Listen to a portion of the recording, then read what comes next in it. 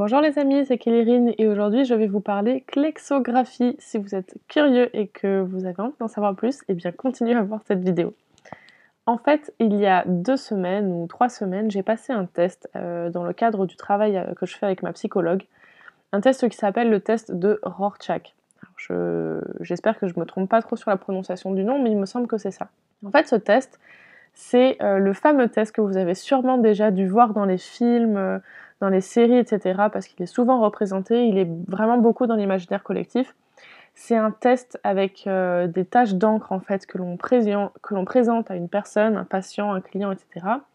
Et où il est censé dire ce qu'il voit, ce qui se représente ou ce qu'il comprend en regardant les taches en question. Et donc j'ai fait ce test il y a 2-3 semaines. Pour l'instant, je suis encore dans l'attente des résultats. Mais j'ai eu plein d'idées pendant ce test et du coup j'avais envie de vous proposer ma propre version de cet exercice que j'ai jugé assez créatif. Et c'est pour ça que vous allez me voir pendant toute cette vidéo en train de m'amuser avec des morceaux de papier, de l'encre, de la peinture et des bouts de ficelle. Alors ce test c'est quoi? C'est un test de la personnalité qui a été réalisé par un psychiatre qui s'appelait Hermann Rorschach, un psychiatre suisse, la Suisse du côté allemand. Et en fait, quand il était enfant, son père était professeur de dessin et du coup, il a gagné un certain attrait pour tout ce qui était créatif, dessin, etc. Et surtout pour son goût pour ce qui s'appelle la klexographie. Donc la klexographie, c'est le jeu de voir des formes et de raconter des histoires à partir de taches d'encre. D'ailleurs, apparemment pour l'anecdote, il était surnommé Klex auprès de ses camarades, justement parce que il adorait ça. Et donc c'est plus tard, durant sa vie professionnelle, qu'il a inventé un test qui s'appelle du coup maintenant le test de Rorschach. Et ce test, en fait, c'est un test projectif. Donc c'est un test qui permet de faire des diagnostics psychopathologiques, donc pour les gens qui peuvent avoir des maladies des maladies psy, et aussi d'analyse du fonctionnement psychique, donc pas seulement pour les personnes qui ont des maladies, mais aussi pour les personnes qui ne sont pas concernées par ce sujet-là. Je sais par exemple que c'est un test qui est apparemment régulièrement, ou qui aurait régulièrement été proposé pour des entretiens d'embauche, pour étudier la personnalité de la personne qu'on va embaucher et savoir si elle serait apte ou pas à rentrer dans notre entreprise.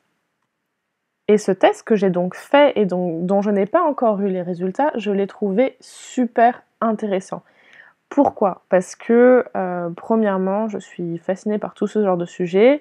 Deuxièmement, parce que je suis à la recherche, comme vous le savez, de moi-même et d'en apprendre plus sur moi-même et ma personnalité. Donc je pense que c'est un support qui pourrait être très intéressant à analyser.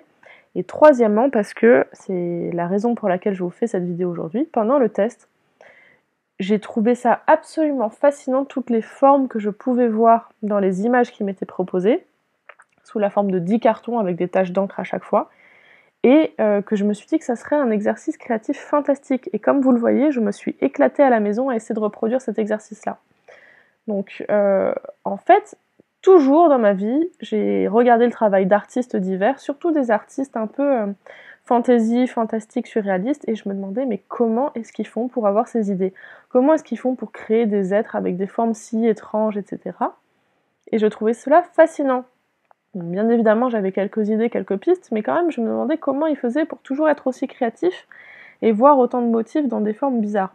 Et quand j'ai fait cet exercice-là, je me suis dit que c'était une opportunité géniale en fait. Et ça m'a rappelé, vous savez, ce genre de choses qu'on fait quand on est enfant et qu'on se pose devant une feuille et qu'on fait un tas de gribouillis partout sur la feuille et qu'ensuite on essaye de trouver des formes dans les gribouillis. D'ailleurs, c'est un exercice que j'aimerais bien faire et vous montrer sur cette chaîne.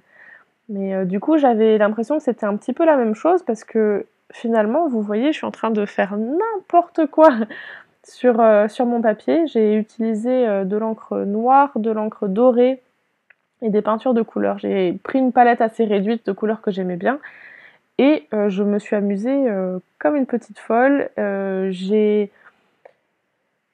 Je vais pas dire que j'ai fait la paix, mais j'ai appelé mon âme d'enfant pour ce jeu-là, puisque j'ai eu l'impression de retourner en enfance et je me suis mis aucune pression pour cet exercice et c'est un exercice que je vous conseille vraiment, vraiment de faire. Non seulement pour vous permettre de vous relâcher au niveau créatif, mais aussi peut-être éventuellement en savoir plus sur vous et enfin comme vous le voyez juste avant, je trouve que c'est quand même un exercice qui permet d'avoir des pistes créatives qui sont très intéressantes en fait. Si vous aimez le dessin, la peinture, etc., je trouve que c'est une bonne façon de laisser le hasard choisir et décider à notre place pour ensuite nous interpréter ce qu'on voit et pouvoir ensuite éventuellement le retranscrire sur nos travaux. Celui-là par exemple, je l'aime vraiment beaucoup, j'adore la façon dont les couleurs se sont mélangées et je me dis qu'il faudra absolument que je fasse un dessin avec cette palette de couleurs là. Là pareil, je fais des taches d'encre et ça peut être super intéressant. Il me semble que c'est celui-là qui va ressembler à un insecte, à un genre de scarabée que j'ai super envie de redessiner. Bref, pour l'instant, je ne vous dis pas ce que j'ai vu dans mes petits dessins que j'ai fait et je ne vous parle pas également du test que j'ai fait parce que sinon je n'en sortirai pas pour cette vidéo. Mais je vous invite, si vous le voulez, à faire le petit exercice avec moi et me dire dans les commentaires ce que vous voyez dans ces dessins. Et si ça vous intéresse, me demander que je vous fasse un petit récap dans la vidéo de demain ou d'après-demain, on verra, et que je vous dise ce que j'ai vu dans les miens. Je pense que ça peut révéler pas mal de choses et ça peut être rigolo. Voilà, je vous en parlerai plus si vous en avez envie. Je vous fais de très gros bisous en vous montrant le résultat de ce que j'ai eu. Je suis vraiment pas mécontente du résultat parce que j'ai des bonnes pistes, j'ai des choses qui ressemblent à des fleurs, j'ai des associations de couleurs qui me plaisent.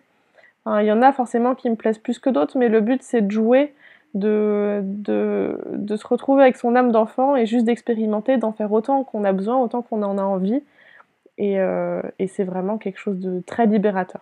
Voilà, je vous fais de très très gros bisous et je vous dis à demain pour une nouvelle vidéo. Ciao!